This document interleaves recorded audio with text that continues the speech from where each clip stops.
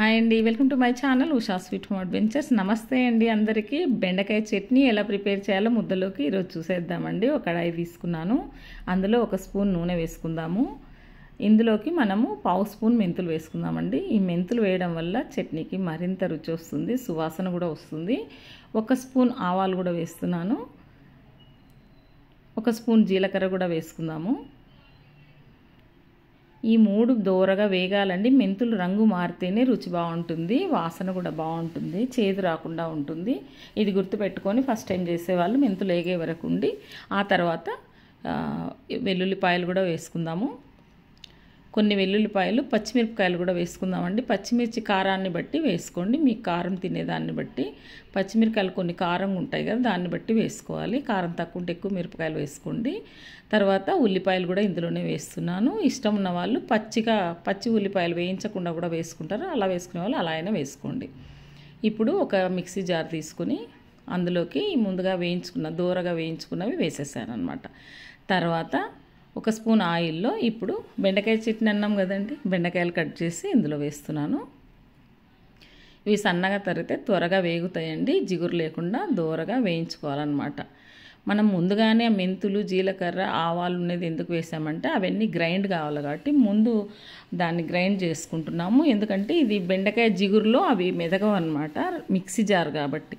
రోట్లో దంచే వాళ్ళైతే అవి డైరెక్ట్గా దంచుకోవచ్చు. ఇప్పుడు బెండకాయలని ఒక బౌల్లో తీసి పెట్టుకున్నాను. నెక్స్ట్ మనము కొద్దిగా 1 స్పూన్ ఆయిల్ వేసుకొని టమోటాలు కూడా వేయించుకుందాం. మీరు ఇష్టం ఉన్న వాళ్ళు టమోటా, బెండకాయలు 2 కలిపి కూడా వేయించుకోవచ్చండి. ఓపికతో ఇట్లా విడివిడిగా వేయించుకుంటే దాని రుచి వేరనమాట.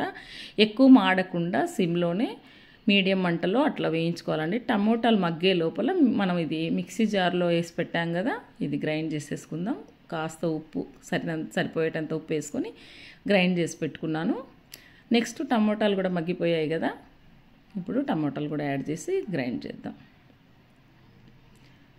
ఇది మెత్తగా అయిపోయింది కదండి. ఇప్పుడు బెండకాయలు మాత్రం మెత్తగా అవ్వకూడదండి. ఈ స్టేజ్లో మీరు పచ్చి ఉల్లిపాయలు కూడా కట్ చేసుకొని వేసుకోవచ్చు. ఒక్కసారి ఇంచు అంటారు కదా, కొంచెం జస్ట్ అట్లా క్రష్ చేసినట్లు అంటే సరిపోతుంది. ఇప్పుడు వేడి ముద్ద ఇప్పుడే చేశానండి, అందులో ఇలా గుంట చేసుకొని నెయ్యి పోసుకోవాలి. అద్భుతమండి అసలు. ఈ రాగి ముద్ద ఎంత రుచి, ఎంత బలం, ఎంత ఆరోగ్యానికి ఎంత మంచిదో మీకు అందరికీ తెలిసిందే. ముద్ద చేసుకున్న రోజు ఈ చట్నీ కాంబినేషన్ చేసి చూడండి, జిగురు అనేది లేకుండా చక్కగా ఉంటుంది నూనెలో వేయించడం వల్ల బెండకాయ. ఇప్పుడు నెయ్యి పోసాను కదా, ఎంత బాగా వేడి ముద్ద మీద నెయ్యి వేసి ఈ చట్నీ పెట్టుకొని పైగా నెయ్యి పోసుకొని ఈ ముద్ద వేడి ముద్ద బెండకాయలో నంచుకొని నెయ్యి అందుకొని బెండకాయ చట్నీ తీసుకొని తింటుంటే ఉంటుందండి స్వర్గం అండి. అసలు ఎంత బాగుంటుందో చెప్పలేను. ఇది బాగా తినే వాళ్ళకి, ఐడియా ఉన్న వాళ్ళకి ఈ టేస్ట్ తెలుస్తుంది. ఇట్లా రాగి ముద్దలో బెండకాయ చట్నీ ముంచుకొని నోట్లో పెట్టుకున్నాం అనుకోండి, అలా జారిపోతుంది. ఎవరైనా చిన్నపిల్లలు, పెద్దవాళ్ళు ఎవరైనా నమిలే పని లేదండి, మింగేసేయటమే. చింతకాయ తొక్కు బెండకాయ చట్నీ కాంబినేషన్తో నేనైతే ఎంజాయ్ చేస్తున్నాను, నోట్లో నీళ్ళు ఊరిపోతున్నాయి. తప్పకుండా ఈ రెసిపీని ట్రై చేయండి. తెలియని వాళ్ళు ఉంటే ఒకసారి చేసి చూడండి. వీడియో కనుక నచ్చినట్లయితే లైక్ చేసి షేర్ చేయండి. Thank you for watching.